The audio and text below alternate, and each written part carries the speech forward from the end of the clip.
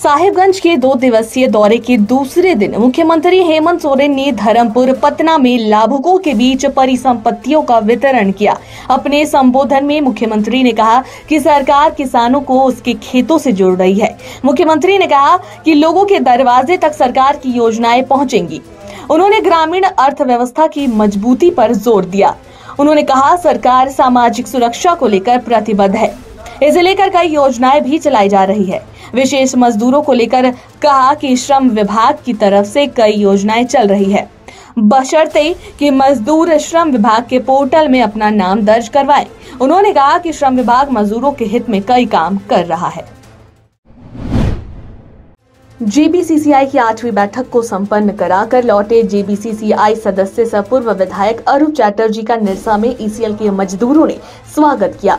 इस अवसर पर पूर्व विधायक अरूप चैटर्जी ने कहा कि जेबीसीसीआई की बैठक में 19% पीएसयू पर सहमति बनी है, जबकि अन्य संस्थानों में 15% की वृद्धि की गई है।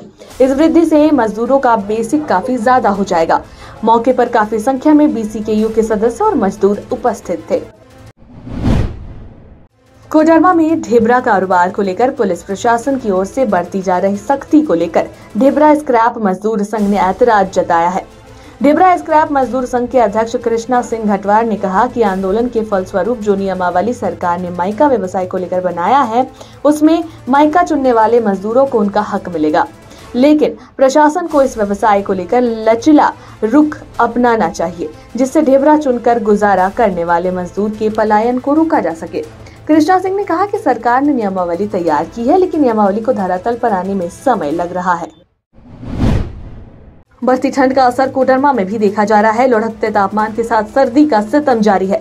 आलम यह है कि कोहरे और शीतलहर के कारण शाम होते ही सड़कों पर सन्नाटा पसर रहा है। लोग बढ़ती ठंड से निजात पाने के लिए अलाव का सहारा ले रहे हैं। ठंड को देखते हुए गर्म कपड़ों और कंबल का डिमांड भी काफी बढ़ गया है। झुमरी तलैया नगर परिषद की ओर से सुभाष चौक, महाराणा प्रताप चौक, झंडा चौक और स्टेशन के दोनों तरफ अलाव की व्यवस्था की गई है, जिससे लोगों को कंपकपाती ठंड से राहत मिल सके।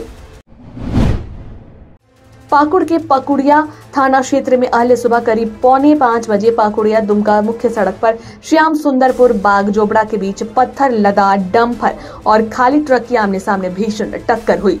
इस भीषण टक्कर में एक खलासी सहित 2 ड्राइवर घायल हो गए, जिसमें 2 चालक गंभीर रूप से घायल हो गए। सड़क दुर्घटना की सूचना पाते ही पाकुड़िया पुलिस घटनास्थल पहुंचकर घायलों को उपचार के लिए पाकुड़िया स्वास्थ्य केंद्र भेजा, जहां चिकित्सक ने 2 घायल चालकों की गंभीर स्थिति को देख रामपुर हाट रेफर कर दिया।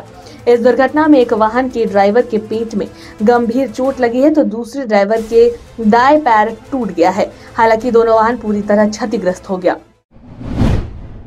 भारत स्वाभिमान न्यास के 28वें स्थापना दिवस के उपलक्ष्य में निरसा स्थित नया डांगा काली मंदिर परिसर में सांस्कृतिक कार्यक्रम का आयोजन किया गया। आयोजित कार्यक्रम की शुरुआत निरसा स्थित गुरुद्वारा परिसर से तिरंगा यात्रा निकालकर की गई, जो निरसा चौक होते हुए गोपीनाथपुर मोड़ तक गई। उसके पश्चात नया डांगा काली मंदिर परिसर पहुंचकर सांस्कृतिक कार्यक्रम में तब्दील हो गई। आयोजित कार्यक्रम में हजारों की संख्या में महिलाएं और पुरुषों ने हिस्सा लिया।